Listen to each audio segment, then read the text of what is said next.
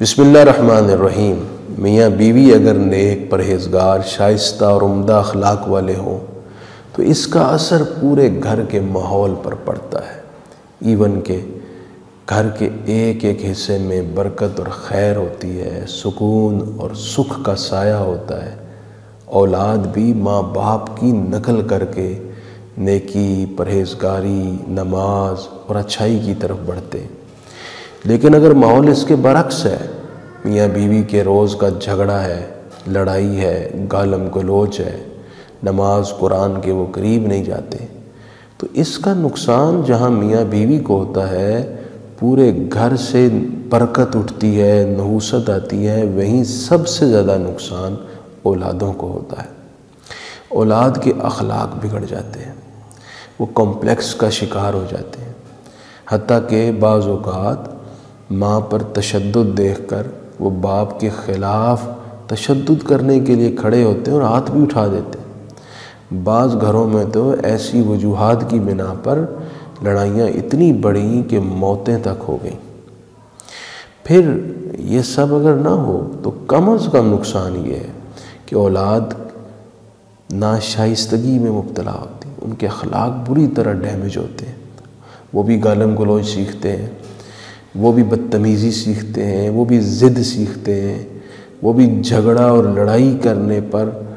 جلدی مائل ہوتے ہیں۔ یوں ہی ان سب چیزوں کی وجہ سے اولاد میں جو ان کی صلاحیتیں اور بہترین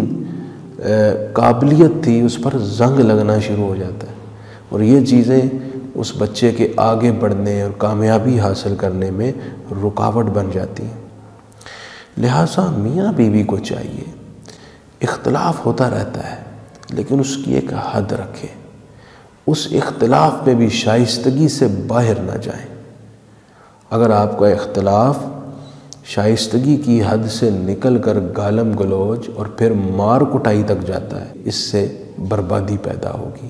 گھر بھی خراب ہوگا، اولادیں بھی تباہ حال ہو جائیں گی، کئی زاویوں اور کئی جہتوں سے۔ قرآن مجید نے اس حوالے سے بھی رہنمائی کی ہے۔ اللہ کے نبی حضرت اسماعیل علیہ السلام، قرآن کہتا ہے وَكَانَ يَأْمُرُ أَهْلَهُ بِالصَّلَاةِ وَالزَّكَاةِ وَكَانَ عِندَ رَبِّهِ مَرْضِيًّا کہ حضرت اسماعیل علیہ السلام اپنی فیملی کو، اپنے گھر کو نماز پڑھنے کی ترغیب دیتے، زکوٰۃ کی طرف مائل کرتے، اور حضرت اسماعیل اپنے رب کے ہاں پسندیدہ اور مقبول بندوں میں سے تھے۔ یوں ہی قرآن کہتا ہے کہ ایک سچا پکا مومن مسلمان کیا کرتا ہے، والذین یقولون ربنا ھب لنا من ازواجنا وذریاتنا قرۃ اعین واجعلنا للمتقین اماما۔ ایک سچا مسلمان یوں عرض کرتا ہے کہ اے میرے مالک، میری بیویوں اور میری اولاد سے مجھے آنکھوں کی ٹھنڈک عطا کر اور مجھے پرہیزگاروں کا مقتدیٰ بنا۔ یعنی